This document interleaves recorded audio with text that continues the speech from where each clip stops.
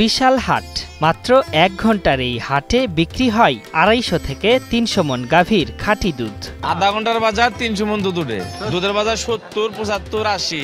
ব্যতিক্রম এই হাটে মাসে প্রায় ২.৫ কোটি টাকার দুধ বেচা কেনা হয়। ১ ঘন্টার মধ্যেই শেষ হয়ে যায় হাট, এর মাঝেই সব দুধ শেষ।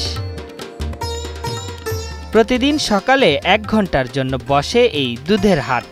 আশেপাশের ১০ গ্রামের কৃষক কৃষানি এই হাটে দুধ নিয়ে আসেন, আর অধিকাংশ ক্রেতাই পাইকার এবং মিষ্টান্ন তৈরির কারিগর। চাহিদা থাকায় এসব দুধ পৌঁছে যাচ্ছে দেশের নানা অঞ্চলে।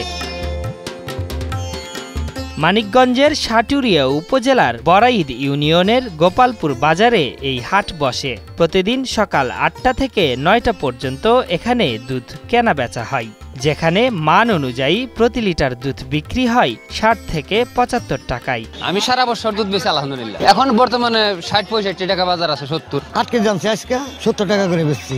হাট ধরতে প্রতিদিন ভোরে খেয়া নৌকায় চড়ে ধলেশ্বরী নদীর পূর্ব পারে আসেন শত শত কৃষক কৃষানীরা। তাদের সবার মাথায় দুধ ভর্তি কলস।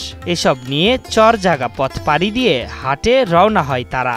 এরপর ক্রেতাদের সাথে দর কষাকষি করে পণ্য বিক্রি করেন। ন্যায্য মূল্য পাওয়ায় আনন্দিত স্থানীয় কৃষকরা। ৪টা, ৫টা, ৩টা, 2টার নিচে কোনো গাভী নাই। প্রতি ১০ লিটার, ২০ লিটার, ৩০ লিটার করে দুধ হয়, ৪০ লিটারও হয়। কারণ ১০ কেজি আমি নেই, ১০ কেজি ৯ কেজি গায়ের দুধ তো এক একদিন এক এক রকম হয়। ১০ কেজি ৯ কেজি, কেউ 20 কেজি নেয়, 15 কেজি নেয়। আমি বেচলে ৬৫ টাকা করে। আজকে ৭৫ টাকা বেচছি। যে সময় বাজারে এই বাজারের বাম বাজারে ঠকায় না আর কি, সেটা ভালোই ন্যায্য দামই দেয়। এসব দুধ কিনে ড্রামে ভরে পিকআপ ভ্যানে নিয়ে যাওয়া হয়। পরে দুধ থেকে ছানা তৈরি করে রাজধানী ঢাকা, গাজীপুর, সাভার সহ বিভিন্ন শহরে বিক্রি করেন বলছেন পাইকাররা। প্রতি মন দুধ 10 মন, 11 মন, 12 মন কিনি। ৯টা থেকে 10টা পর্যন্ত প্রতিদিনকে কিনতে থাকি দুধ। ২০০ মন দুধ ওঠে, ঢাকা শহর আমরা বিক্রি করি, ছানা বিক্রি করি। প্রতিদিন ২৫০ থেকে ৩০০ মন দুধ বিক্রি হয়, যার মূল্য ৮ লাখ টাকার বেশি। এই হিসাবে প্রতি মাসে বাজারটিতে প্রায় ২.৫ কোটি টাকার দুধ বেচা কেনা হয় বলে জানান গোপালপুর বাজার বণিক সমিতির এই সভাপতি। ৮টা থেকে ৯টা পর্যন্ত ১ ঘন্টার বাজার। ১ ঘন্টায় ২০০ থেকে ২৫০ মন দুধ বিক্রি হয়।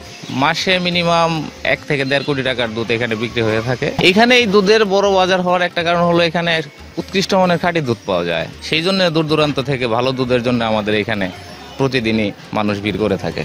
কৃত্রিম প্রজনন ও উন্নত জাতের ঘাস উৎপাদনে বেড়েছে গাভীর দুধ দেওয়ার ক্ষমতা। আবাদি জমিতে ফসল ফলানোর পাশাপাশি গাভী পালনে প্রয়োজনীয় সহায়তার কথা জানালেন প্রাণী সম্পদ কর্মকর্তারা।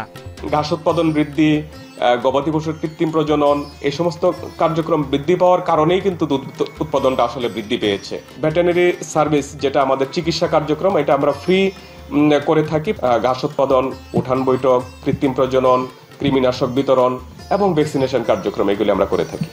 মানিকগঞ্জের অধিকাংশ গ্রামের মানুষ দিনমজুর ও কর্মজীবী। এসব গ্রামের মানুষ ভুট্টা, ধান ও সরষের আবাদ করেন। তবে এখানকার মানুষের আয় উপার্জনের অন্যতম উৎস হচ্ছে বাড়িতে গাভী পালন।